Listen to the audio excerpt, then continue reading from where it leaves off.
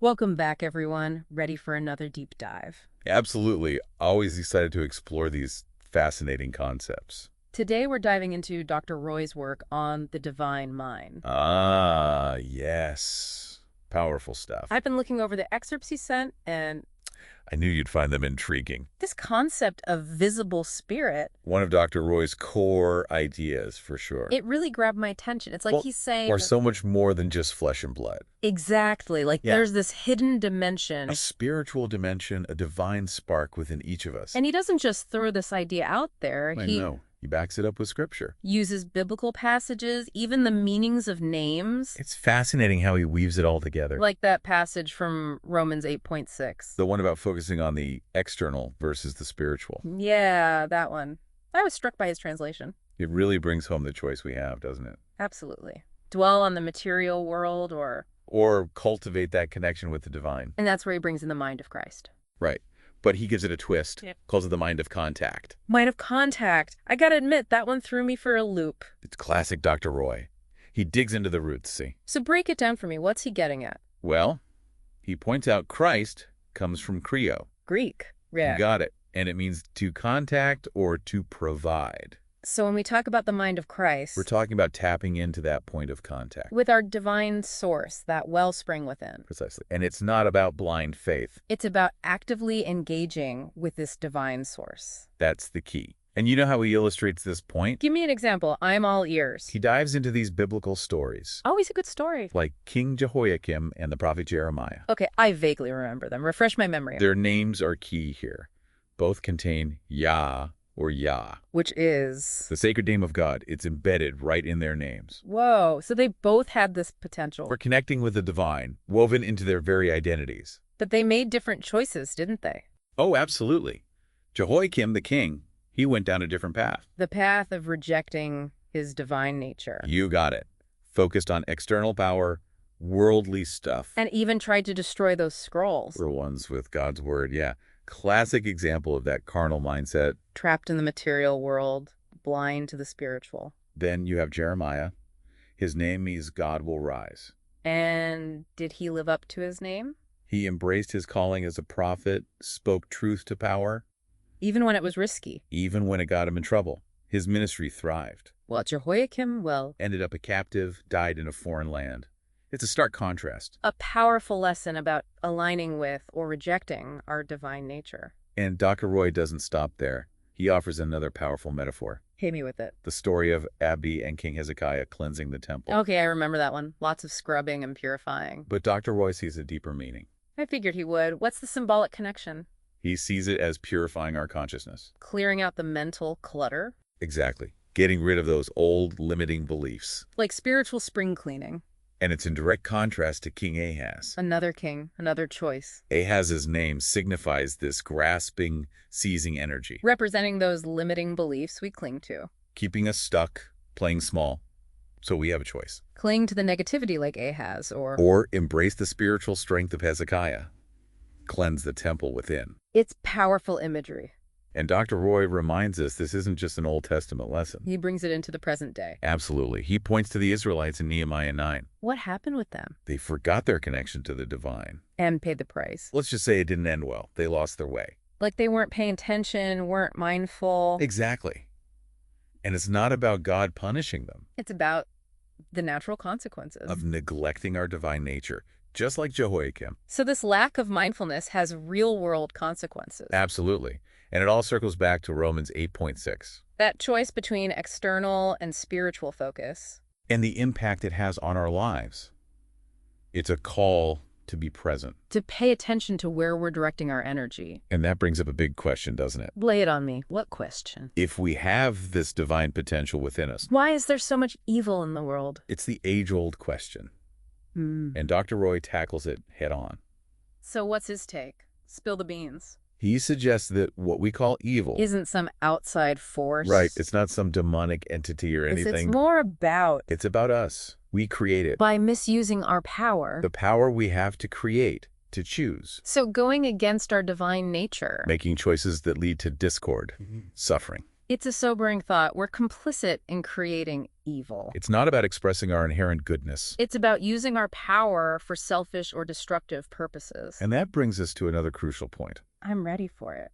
Tell me more. The power of our words and thoughts. Dr. Roy talks about that a lot, doesn't he? He calls it the living word. Right. And how dwelling on negativity Creates a cage, traps us in those limiting beliefs. He uses a great image from Ecclesiastes, right? We're thinking of 7.29.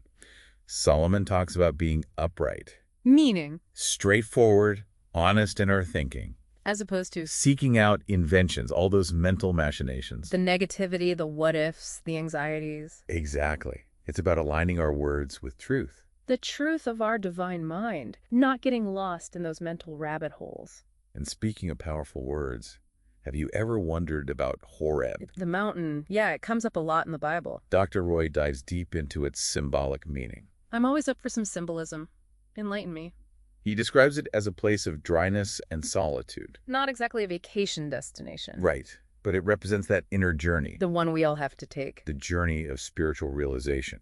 It's about going into the wilderness The wilderness of our own minds. to confront our limiting beliefs, connect with the divine. So those times when we feel lost, alone. They can be opportunities for growth Like a spiritual boot camp. and the outcome of that inner work. I'm picturing a glorious transformation. It's beautifully described in Micah 4.12, That's the one about the mountain of the house of the Lord being and established. people flowing to it, right? I love that imagery. It's like our own being as we All right. cultivate that divine connection, Becomes a beacon, a mountain of spiritual awareness. drawing others to us. And he ties this to another idea, Go on, I'm hooked. the idea of our own being as the temple of God. Like in Corinthians. That's the one. We are the mountain, the temple. It's not some external thing, it's within us. It's a realization of the divine within. And of course, The ultimate example is Jesus. absolutely, he embodied this fully, called God Papa. That always struck me, such a familiar, loving term. He was in constant contact with his source. Living proof of what's possible. And you know that saying, take no thought? Yeah, that one always seemed a bit odd to me. Well, Dr. Roy digs into the original Greek. Professor Ray strikes again. What's the deeper meaning? The word merimano doesn't just mean to think. It's got more to it than that. It means to be anxious, worried, distracted. So Jesus was really saying, Let go of the mental clutter, trust in the divine. surrender to something bigger than ourselves.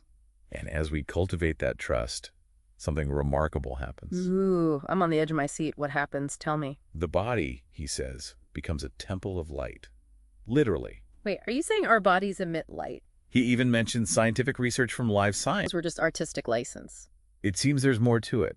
Dr. Roy connects it to the aura, That luminous energy field around us. and he points to those biblical accounts. Like Jesus and Moses glowing after being with God. Exactly. It's not just a metaphor, it's a tangible expression. So the more we connect with the divine, The more we radiate that inner light, our physical being reflects our spiritual state. That's mind-blowing. it goes beyond just appearances, though. Okay, what else is there? It's about aligning our thoughts and words. With the truth of our perfect spiritual body. Our bodies are constantly renewing. We can accelerate that. By embracing our divine nature, by shifting our focus. Instead of dwelling on limitations, We choose to see ourselves through that lens of perfection. and that shift, it changes everything. Our perception of the world. He calls it transforming evil appearances. Choosing to see the inherent good in all things. Wow. So instead of negativity and limitation, We start to see the world through the eyes of love. and that changes everything, doesn't it? It's the beginning of true transformation. This is incredible. It's like we're being invited. To step into a whole new way of being. Radiant expressions of our true selves. Visible spirit, shining brightly. But how do we actually do that? What are the practical steps? Well, that's where Dr. Roy gets really interesting. He offers some really practical guidance. Blends ancient wisdom with, modern insights. I like that. Bridge the gap. So where do we start? He emphasizes understanding something he calls the divine law of spirit and life. Okay, you've officially piqued my curiosity. Divine law of spirit and life. Break it down for me. What's the gist? That's the key shift. Our true essence is divine. And when we align with that truth, When our thoughts and actions and beliefs, Everything clicks into place. we unlock this incredible... And the divine. He makes a great point, though. This isn't a one-time thing. It's a journey, right? A journey of spiritual growth and transformation. Always evolving. He uses this analogy of a mountain climber. Oh, I like that. Climbing to the peak of spiritual awareness. It takes effort, perseverance. You got to overcome obstacles. But we don't have to climb alone, do we? Exactly. We have support. Our divine source is there. And we can learn from others. Spiritual teachers, mentors, people who've walked the path. And speaking of exemplars... You're going to bring up Jesus, aren't you? He's the ultimate mountain climber, right? Fully embodied this divine law. He showed us what's possible. Jesus was in constant communion with his source, called God Papa. Such a beautiful expression of that intimate connection. His life was a testament to aligning with divine will. And Dr. Roy encourages us To follow his lead. not by mimicking him exactly, but by cultivating that same deep connection. Finding our own path up the mountain. Precisely. And he gives us some practical tools. I'm all about practical. Give me the goods. Prayer, meditation, practices to quiet the mind. Creating that space for connection. He also emphasizes affirmative prayer, Not just asking for things, but aligning our words and thoughts with what we want to create. declaring it almost. Exactly. It's about aligning our energy with that outcome. And even when we don't see immediate results. The divine law is always working. It's reassuring to know that, even when things feel uncertain, Right. And as we consistently apply these principles, we start to see changing. we become more loving, more joyful, peaceful, empowered. It radiates outward. It's not just about us, is it? Exactly. It impacts everyone around us, our families, our communities. So personal growth leads to collective transformation. Precisely. Dr. Roy reminds us, we're all interconnected. Part of this intricate web of life. So when we heal ourselves, we contribute to the healing of the world. What a beautiful concept. It's like a ripple effect. Absolutely. As more people awaken to their divine nature, And start living by this law. we create a collective shift in consciousness. That's how we change the world. It's a powerful vision. And that's what Dr. Roy leaves us with. A call to action. A call to step into our full potential, to shine our light brightly, to make a difference. It's inspiring, but I have to admit. That's a lot to take in. Well, yeah. And we talked about this misuse of power, the creation of evil. Right, right. If we're all connected to this divine source, Why is there so much suffering? Why the darkness? it feels like a contradiction. It's a question that haunts many of us. Dr. Roy reminds us, though, We have free will. we have dominion over this planet, but What have we done with that power?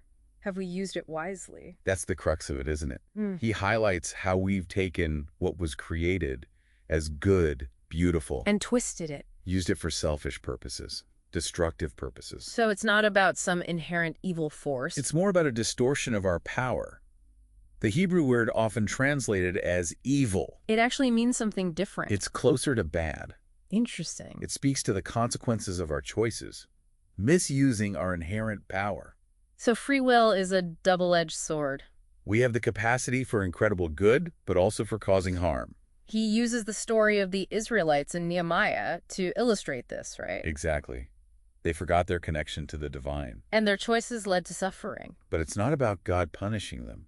It's about natural consequences. The consequences of forgetting who we are. And it circles back to mindfulness. Being aware of our thoughts, our actions. Making choices that are aligned with our true nature.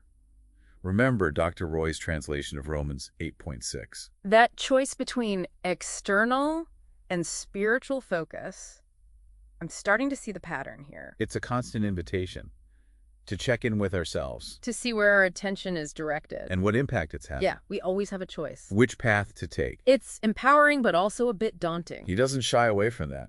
Dr. Roy is a big believer in personal responsibility. And that leads us to another fascinating piece of his teaching, right? The power of the living word. Okay, this is where it gets really interesting. It's not just about reciting scriptures. He makes a distinction. Between Speaking the living word audibly out loud. and silently as thought. So our thoughts are just as powerful as our words? Both have the power to shape our reality. We're constantly creating. Wow. So we better be mindful of what we're thinking. Cultivate positive, life-affirming thoughts. Remember transforming those evil appearances. Seeing things through a lens of love and potential. Exactly. And he gives us practical advice for shifting our thinking. Like what? Give me some tips. Spending time in solitude, connecting with the divine. Like that Horeb metaphor. Exactly. It's about facing our shadows, our fears. He talks about purification. Like Aaron, the high priest, right? He had to undergo cleansing before fulfilling his role. We all have that inner work to do. And remember, we're not alone in this. Jesus modeled this process. His constant communion with Papa, it's inspiring. We can tap into that same source of strength. We're in this together. And remember what happens when we surrender to that connection. The body becomes a temple of light. Literally, emitting visible light as our awareness expands. It's measurable light. It's like science catching up with spirituality. And he connects this to Jesus and Moses radiating light. After being with God. It's not just a metaphor. It's a tangible expression of our spiritual state. And this is a potential we all possess. We can embody the divine, radiate that inner light. But it's not just about looking radiant, is it? No, it goes deeper than that. It's about aligning our thoughts and words with the truth of our perfect spiritual blueprint. Our bodies are constantly renewing. We can accelerate that process by embracing our divine nature. Instead of focusing on limitations. We see ourselves through the lens of perfection. And that shift affects everything, transforming those evil appearances. Seeing the inherent good in all things. It's like putting on a new pair of glasses. Seeing the world through the eyes of love. That's where the real transformation happens. It's powerful stuff. But I'm curious, how does this visible spirit concept, this idea of our bodies becoming temples of light, actually play out in the world? He shares some incredible stories, real-life examples of this transformation in action. One that really stands out is about a woman he calls Mrs. X. Mrs. X. Okay, I'm intrigued. What's her story? She was battling a serious illness. Doctors had given her very little hope. Oh, wow.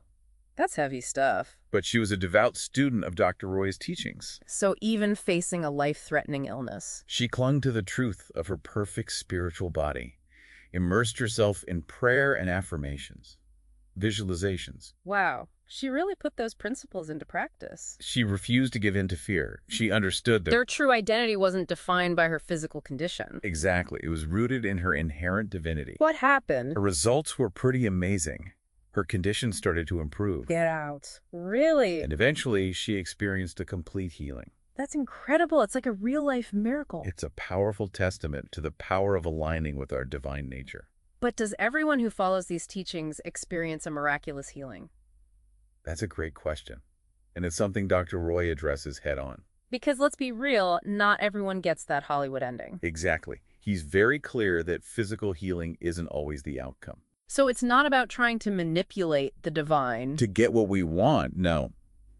He cautions against attaching ourselves to specific results. So it's more about surrendering to a bigger plan. A plan we might not always understand, trusting that even when things don't go our way, there's a higher purpose at play. That takes a lot of faith. It does. But he reminds us that even without physical healing, there's always a spiritual healing happening. Always.